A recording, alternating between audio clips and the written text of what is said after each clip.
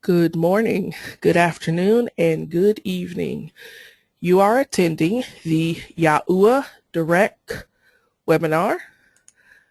I am Ayana, and let us begin with a prayer. Ab Yahuwah, thank you so very much for this day. Thank you for blessing each one of us. Thank you for health, a right mind, a wonderful family, community.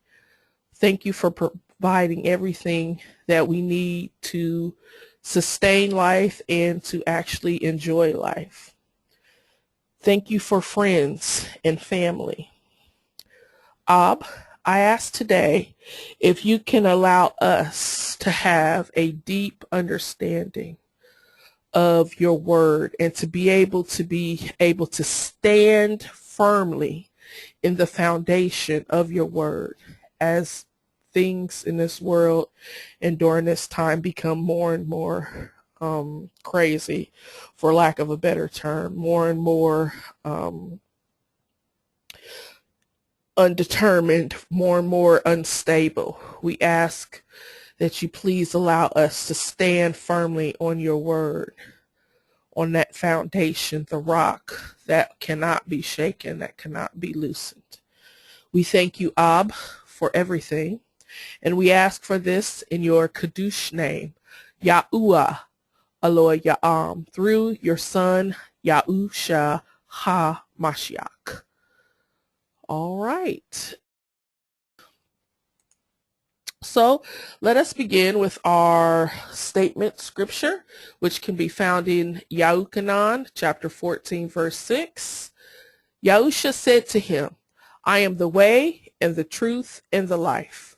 No one can come to the Father except through me. That word way in Hebrew is direct.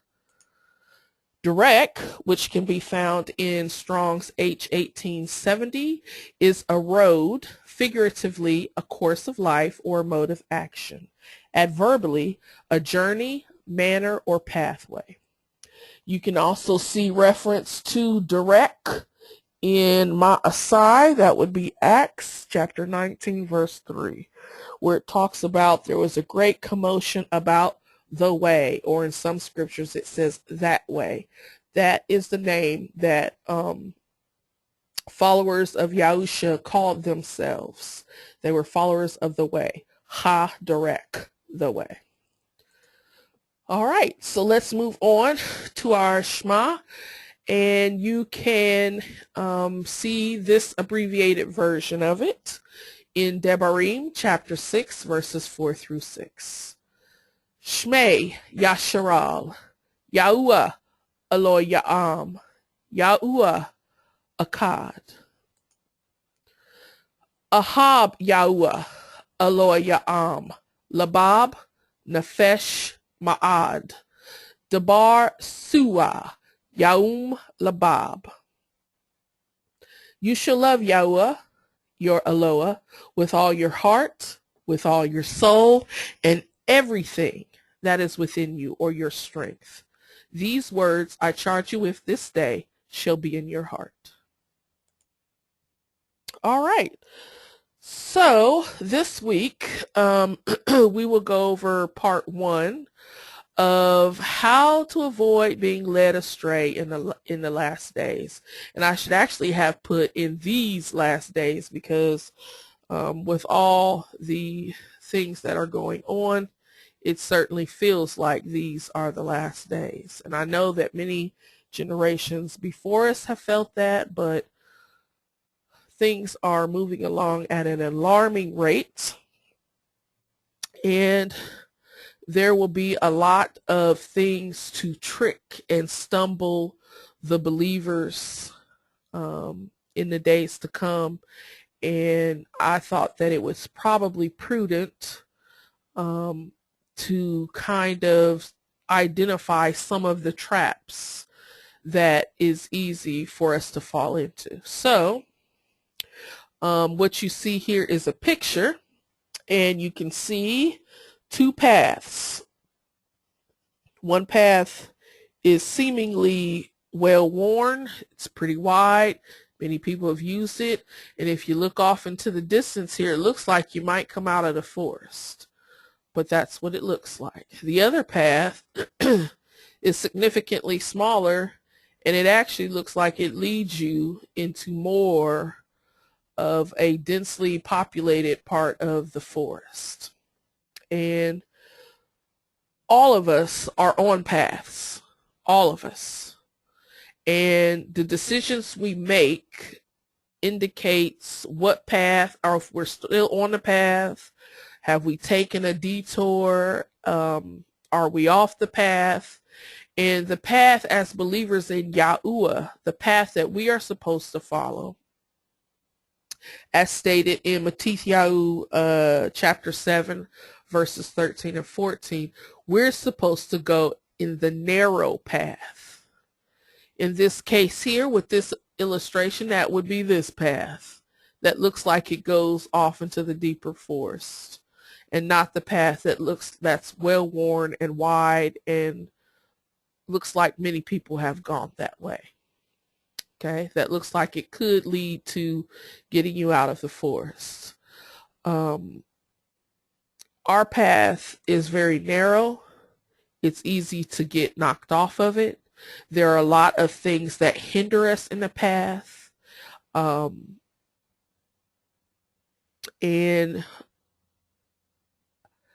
we just need to be battle ready and be more sure in our understanding of Yahweh and his words. So with that, let's go to our first warning that Yahusha gave us. And you can find this, and some of you have heard this before, but I keep repeating it. I feel compelled to keep repeating it because it's very important. It's a big one that's coming, that's already starting to begin in some aspects, and we need to make sure we have this. So Mattithyahu chapter 24 verses 4 and 5. And Yahusha answering said to them, take heed that no one leads you astray. For many shall come in my name, saying, I am the Messiah, and they shall lead many astray. So this is the answer to the question the disciples asked, what is the sign of the end of the age, and what is the sign of your coming, and when will all these things be? Yahusha prior to that tells them that the temple would be destroyed, wars and everything. And the very first thing he says before he moves on to the wars and pestilence and the end of the age and things like that is to say, take heed that no one leads you astray. Before he gets into any signs of the end of the age, he says, many will come in my name, saying, I am the Messiah, and they will lead people astray. Astray being off the path of righteousness, away from the law, away from the scriptures, away from Torah, whichever word you prefer to use. It will be away. They will admit that the Messiah's name is his name. They will admit that he is the Savior. He is the anointed one. He is the Son of Yahuwah, and they will still lead many astray. The operative words in these two, in English it says many, but it's actually two different words which are actually has the same root word. The first many is actually a group of people. Okay. Well, they're actually both groups of people, but this is a specific people. Rabim. Root word would be Rob. Now, for those that were with us last week or even 2 weeks ago, we learned that the word Rob was Babylonian in origin, and it meant master. In Hebrew, Rob, which you can find at Strong's H7227, it means many, great. It means chief, okay, captain. It's an abundance of number. It's rank. So many rabbim, many rabbis, many teachers, many chiefs in understanding, many so-called masters of scripture, masters uh, of the knowledge supposedly of Yahuwah. Many will come in my name, saying that I am the Messiah. Now, some will actually proclaim themselves to be Yahusha, which we have a lot of that already. But some of them, a lot of them, in the more trickier part, will say that they believe in Yahusha, and they believe that that is his name, and they believe that he's the Messiah, but they'll still lead people away from the path of righteousness. The second many, which is actually rabab, which is the root word. These are all together, but this is the root word rabab, found in Strong's H7231. It means to cast together a great number, a multiply in numbers, tens of thousands. So what he's saying is that these masters, these rabbim, these teachers, these chiefs, okay, a whole bunch of them, these with high rank, who profess themselves to be experts in the word, experts in the scriptures, experts in Yahuwah's Torah, Devarim. They will come in his name, they will say he's the Messiah, and they shall lead many, tens of thousands of people, rampant, a lot of people away from the path of righteousness. Okay? I know, again, that I've gone over this before, and I've probably talked to some of you about these two verses, but this needs to be remembered. Take heed. Guard yourself. Guard yourself that no one, no matter what their rank is, no matter how many number of them, no matter what their understanding or their so-called understanding is, no matter what their theology is, make sure that no one leads you off the path of righteousness. Because a whole slew of teachers are coming. Some of them will profess themselves to be Yahusha. Some of them will just confess that Yahusha is correct. Either way, they're coming, and some of them are already here, and they will lead tens of thousands, multiply, more than that, all off the path. So how can they lead people away? How can they lead people away is the question. What are they going to do? What will be the things that they're going to use to lead people astray? Because that seems impossible. Okay? It seems impossible for those of us who know the name of Yahuwah, and who knows the name of Yahusha, and who knows, right? Let's take a look at the very first people who were led astray. We're going to be looking at Adam and Kua in Barash'ath. That would be Genesis chapter 3, verse 7. And we'll go over and we'll see what kind of tools, what kind of weapons were used. But before we get into that, I actually want to go over the very first verse in chapter 3, because what we think is being said is not what's really being said at all. And you actually have to look at the Hebrew or Yahudiath. You have to look at the language to understand what's being said. So, in Hebrew, Nakash Haya Irum, Kai Sada Yaua, Aloha Ya'am Asha, or Asha. Okay, that is rendered in English. And the snake was more crafty than any beast of the field that Yahuwah, Aloha of all, had made. That's what the common understanding is in our in each of our scriptures. But a closer look will let you know that it's something different. First of all, Nakash. It's rendered as snake, and that is one of the definitions, but it's more than that. Nakash also means enchanter, whisperer of magic spells. Okay, so when Kua says that the snake deceived her, or in some verses it'll say the snake enchanted her, that is exactly what it means. Nakash, someone who kind of slides up beside you and whisper things into your ear suggestively. All right.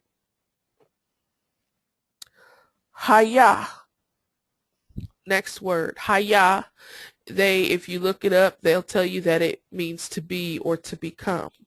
But haya also means something else. It means the ha. Ya means I am. This is the same word that is used in I want to say Exodus chapter 3 verse 14, when Yahuwah is talking to Moshe and he says, in English it says, I am that I am. I am is Haya. Okay. So we have the whisperer, the enchanter, we have Haya, which on one end it means to be or to become, but it also means to be I am, to be Yahuwah, Yah. There it is, Yah, Yod Hey, Yah. The next word, which is interesting, this word can be broken down. In the conventional thought, it is a room, a room. Ayin resh ua mim, a room. Okay? It's supposed to mean subtle, crafty, things like that. But the key to this word is resh ua mim. Okay? Room. Room all by itself means to exalt, to be lifted up, to be considered higher than. Okay, you put the ayin in front of that. Ayin is the letter, and it is to see, to perceive, or to understand. Okay, so Nakash wanted to become exalted, wanted to be seen, to become, to be seen, to be perceived as exalted, higher than, above. Next word, Kai. Now, they'll tell you life, and that's true. I'm not saying any of these definitions in green are not true, but there's a deeper meaning, okay? Kai, which Kai is the pronunciation with vowel points. Without vowel points, it is Kaya. Kaya. That is life. Kaya. The chet, okay, or the kate. That's this symbol right here. The kate is a fence, and it is used, it's the symbol to use as a fencing, a wall, a protection, a barrier. And the ya is work. Okay, that's the shortest form of Yahuwah's name, Yah.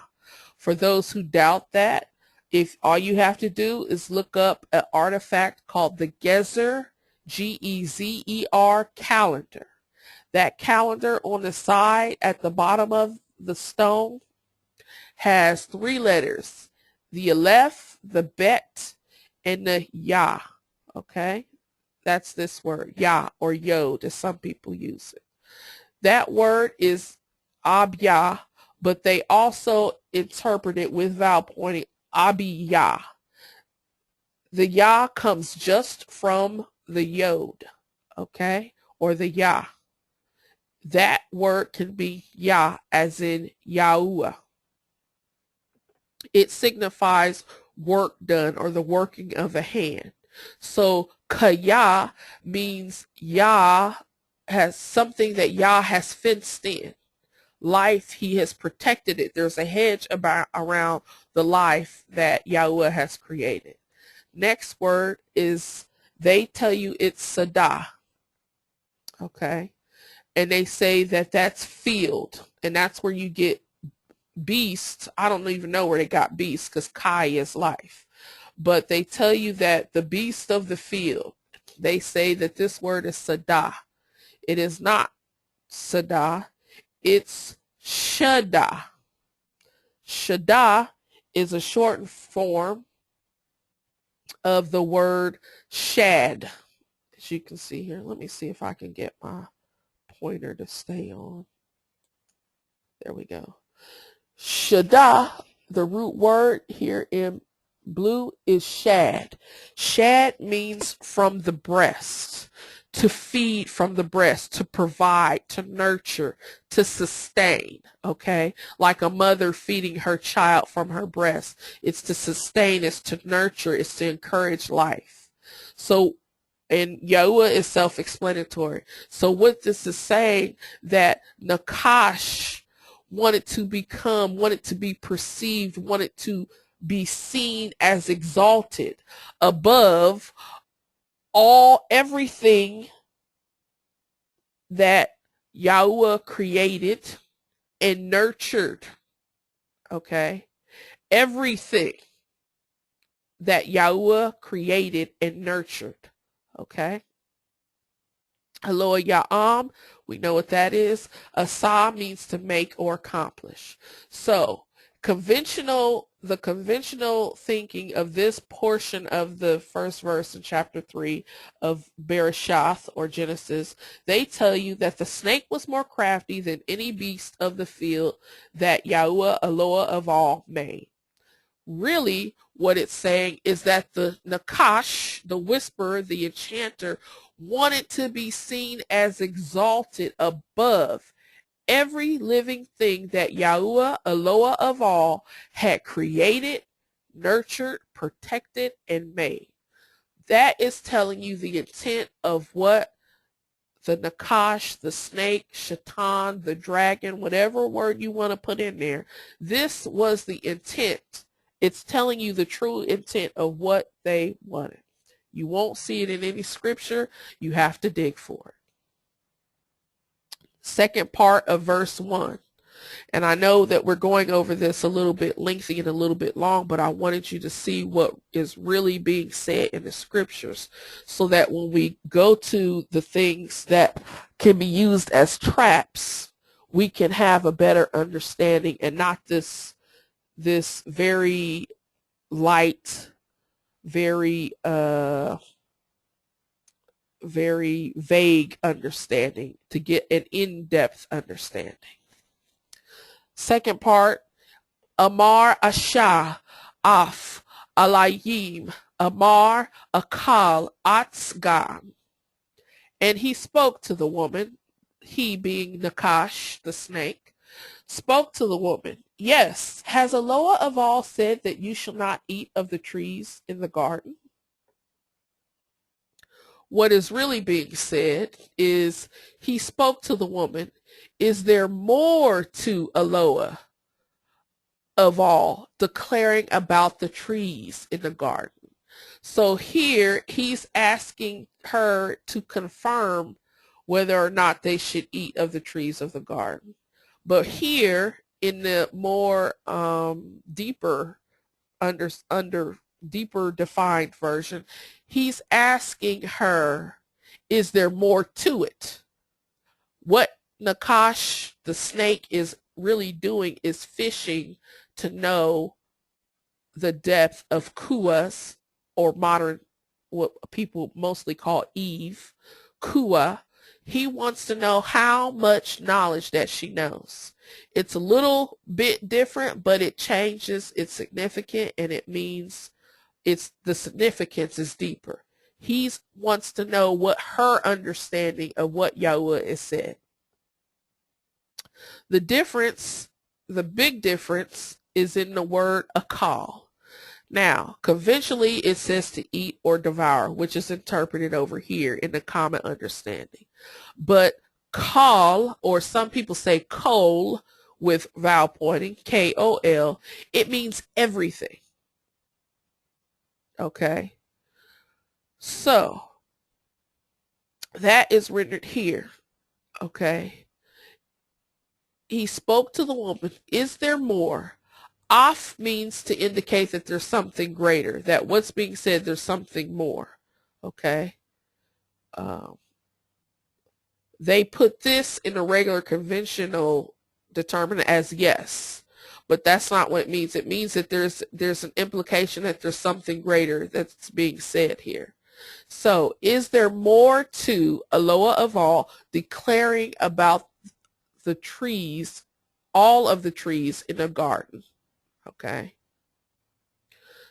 She says in verse 2, and the woman said to Nakash, we are to eat of the fruit of the trees in the garden, but the fruit of the tree which is in the midst of the garden, Eloah has said, do not eat of it, nor touch it, lest you die. And Nakash said to the woman, you shall certainly not die, for Eloah knows that in the day you eat of it, your eyes shall be opened, and you shall be like Eloah, knowing good and evil. And the woman saw that the tree was good for food, and that it was pleasant to the eyes, and a tree desirable to make one wise. And she took of its fruit and ate, and she also gave to her husband with her, and he ate. Then the eyes of both of them were open. Excuse me. And they knew that they were naked. And they sewed fig leaves together and made loin coverings for themselves. Just one moment.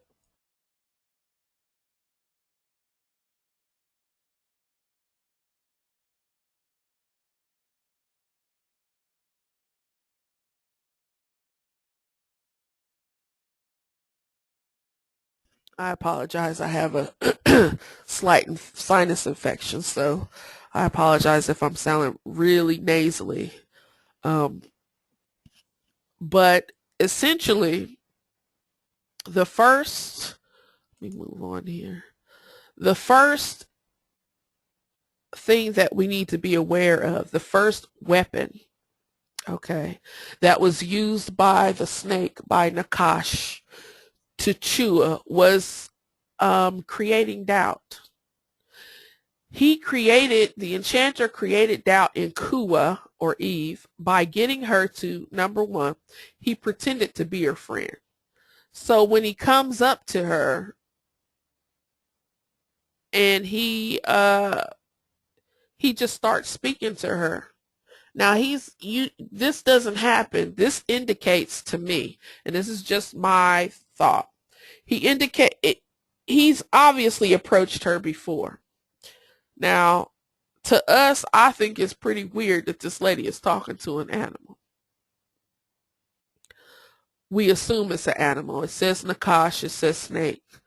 But maybe it wasn't in a garden. Maybe, I don't know. Maybe they had some sort of understanding in that they could understand animals and animals could understand people. I don't know. But whatever it is, it's almost assured that the Nakash has spoken to Eve before. Maybe he built up some sort of rapport with her that he could come up and talk to her before he planted his seeds of deception. But most assuredly, they have spoken before, because she doesn't make any indication that it's weird to be talking to a snake. Okay, so it was done before. The second thing that he did in creating doubt is to have Kua share her understanding of Yahuwah's command. Now, this is why he asked her, is there anything more to Yahuwah saying anything about the trees in the garden? He wanted to ascertain how much understanding, how much knowledge she had about Yahuwah's word. So in order for him to figure out what's the best way to attack her, because again, his intent was to be seen as exalted above every living thing that Yahuwah created. Okay. That's his aim. It was the same aim that he used in the Shma, same aim that he used here. Okay. The problem with sharing your understanding is this is something that we should know. We need to understand who we share our knowledge of the word with. The scripture in Mattithyahu chapter 7 verse 6 instructs us not to give what is set apart, what is kedusha, what is kodesh, to dogs, nor throw your pearls before pigs, lest they trample them, which is the set apart. What's set apart? What is your understanding? What is your knowledge? What is kedusha? Lest they trample what is kedusha under their feet and turn and tear you to pieces. So whatever, whomever, whatever does not appreciate what is set apart, what is Kadush, what is of Yahuwah, what is precious, okay? If someone or something or an organization, if they don't appreciate what is set apart, they will trample what you consider set apart under feet, and then they will tear you apart. So it's just sharing your knowledge with everyone, and your understanding and your perception is not always the best thing. The next thing that the snake, Nakash, did to create doubt within Kua was to pretend to be an authority of Yahuwah's commands. So when she tells him exactly what Yahuwah has said, don't eat it, don't even touch it lest you die, he, with a air of, he was very definitive, like he knew. He said, "Oh, you shall surely not die." So he said it with authority. Now, because he seems like he's in authority, she took what he said it with an air of determination. Kua took what the snake said as being true. She did not verify it. She did not think about what Yahuwah has already said. She did not think about, obviously she didn't think about all that Yahuwah has done for her already, and how she was, hearty and healthy and hale, listening to Yahuwah. She didn't even consider why she should listen to this new guy. Okay. After, I don't know how much time they were in the garden, and how much time the trees were in the midst of the garden, and how much time they listened. But after whatever determined amount of time it was, she was still healthy. Okay. She was still safe, secure, following Yahuwah's word. There was a track record there. Whereas this new person or new thing says this with an air of authority, not really having authority, but just looking like they had authority, says this thing, and then he tempts her with, you'll be like Eloah, you'll be like Yahuwah. Okay. So this is what he did. These three things is what he did to create seeds of doubt in the mind of Kua. The next thing he did was to let her know that she would obtain two things: knowledge and rank if she ate of the fruit. Okay. Nakash lured Kua into telling her that Yahuwah had kept hidden knowledge from her, hidden knowledge that she thinks she should have. Okay, so in telling her that, again, after the first step, he created seeds of mistrust. All right. He also, within her, this was within her. This had nothing to do with the snake. She obviously felt entitled to have the same knowledge of Yahuwah. Okay. She felt like she should have what was perceived to her as being hidden. She felt also that she should be just like Yahweh in power and rank. And by offering up that to Kua, Nakash knew what he was doing. For Aloha knows, like he has the inside track, for Aloha knows that in the day you eat of it, your eyes shall be open, and you shall be like Yahuwah or Aloha, knowing good and evil. Okay? You shall not die. This is information kept supposedly from Kua. For Aloha knows. Now, he knew it, but Kua didn't know it. Okay? So he created mistrust within Kua with his suggestive, sayings. And she within herself felt like that she should have the ability to have the same knowledge as Yahweh. She felt a sense of entitlement. Now about secret knowledge, because this is the oldest trick in the book and it's still working today. As you can see here, this is a new modern sect of belief. I don't know if it's Christianity or New Ageism. I don't know where you would put it, but it's something called the secret. Same thing. Hidden knowledge, secret knowledge. The name of the movement, the religious movement, is called the secret. What's better than that? Something that you don't think, you don't know that you want to get.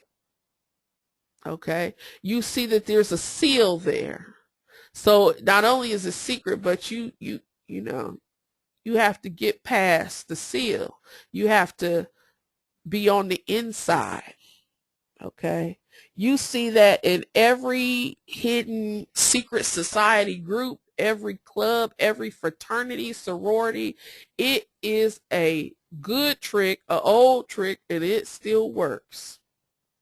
Now, I'm not speaking against any of those groups. I'm just using all those groups because I know that there might be some people that are in a fraternity or a sorority or whatever.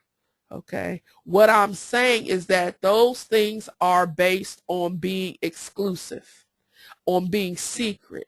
A lot of those things are based on certain knowledge that's passed down within a select few. That's not what Yahweh says. Yahweh says in Yahusha says in Luke chapter 8, verse 17, for whatever is hidden shall be revealed, and whatever is secret shall be known and come to light. Yahusha also says that the things of heaven, the knowledge of heaven will be shared, or the knowledge of the Shamayim will be shared with the believers, but to unbelievers it will not be shared, which is why Yahusha gave parables. For those who had understanding and who understand and followed Yahweh's word, they were given the keys to the parables. Okay, they were given the understanding. For those who did not even bother to know Yahweh's word, it was hidden from them. Okay, but he also says that everything hidden shall be revealed. That is both good and bad. The things that are considered mysteries of Yahweh's word will be revealed. The things that are considered that are secret on the evil side, on the flip side, they will be revealed and come to light. There should be no need for any of us to feel compelled Any of us that are firmly rooted in Yahuwah and in his word, there's no reason. He shares his truth with us. Okay.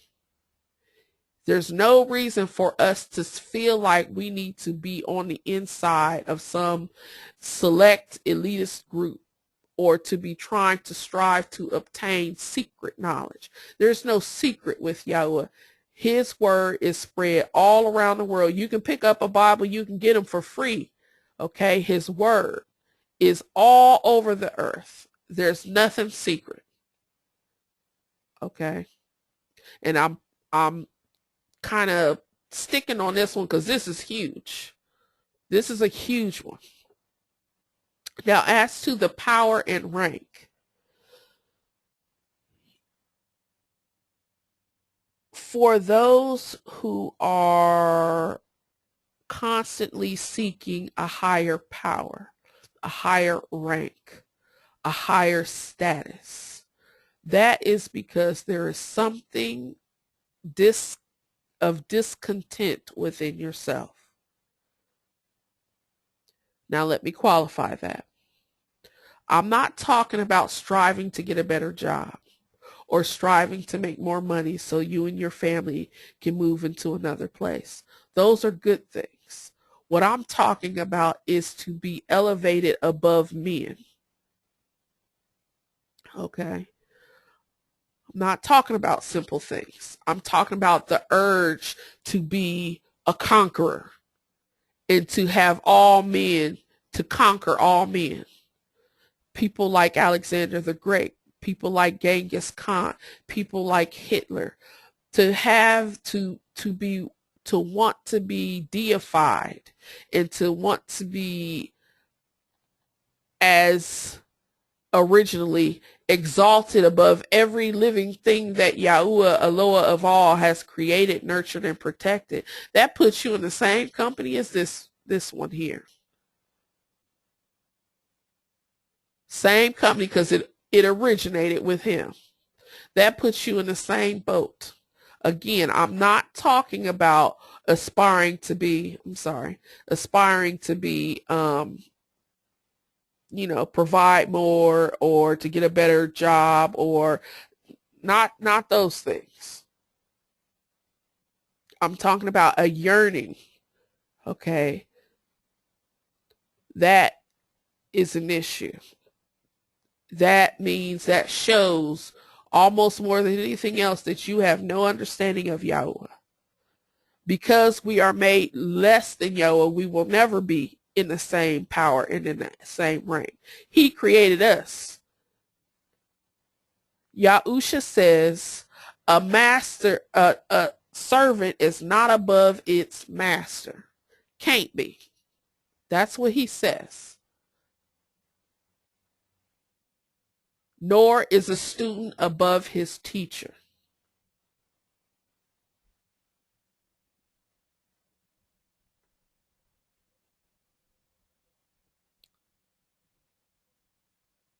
The key to getting rid of that is to have an accurate understanding of Yahuwah, an accurate understanding of what he wants for you, what you are supposed to do for him, and being able to fulfill that. I am sharing this because I think it's very pertinent. There's been some things personally in my life, and I will share this. Until just a few months ago, maybe 4 or 5 months ago, I was involved in a group that touted secret knowledge that the rest of the world didn't have. Okay. Through this group, I did learn of the name of Yahuwah, and I'm happy for that. But this ensnared me. Okay. Instead of doing good old-fashioned homework, learning Yahweh's word, getting in depth with his true language, I wanted to be in this secret. I wanted to get this secret. I wanted to be one of the very few select ones in the whole earth. Never mind that there was Bibles all over. never mind that there was scriptures all over, and it was where it was plenty. Okay, not only in book form, but on TV, in several different mediums. Okay, never mind that it was all there, and I've got several versions in my house. It was the fact that this knowledge was supposedly insider information.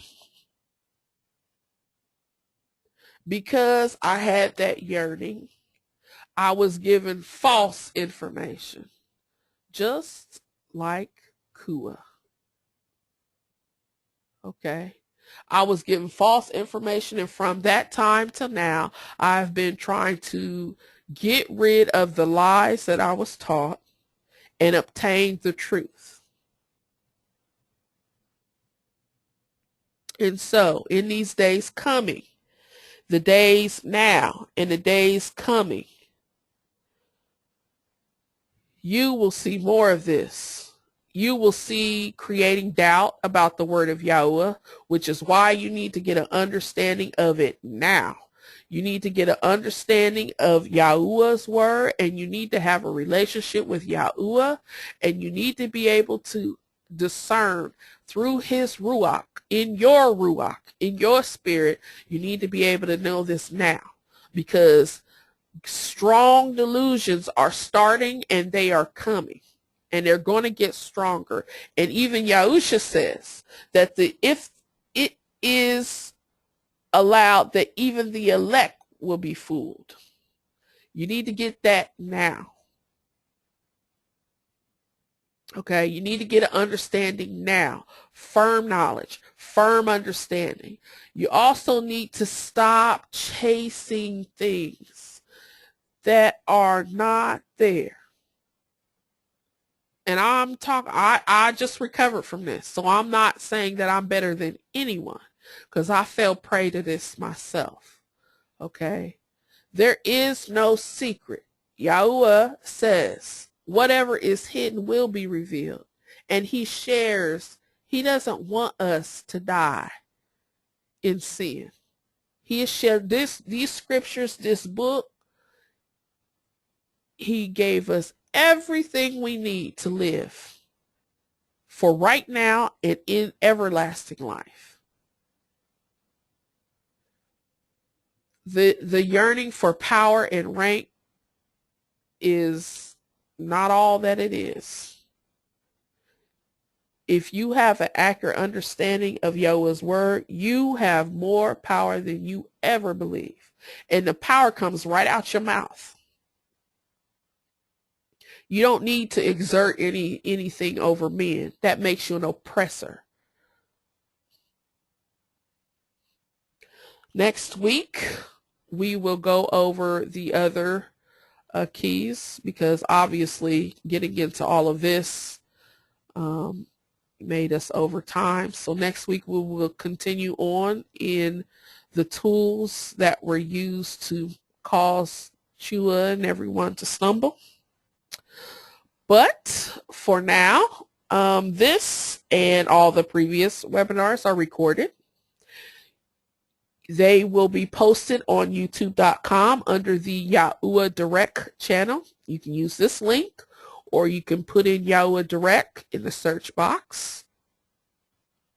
For those who are interested in corresponding with me about anything, you can contact me at yahuwahdirect@yahoo.com. I'm sorry.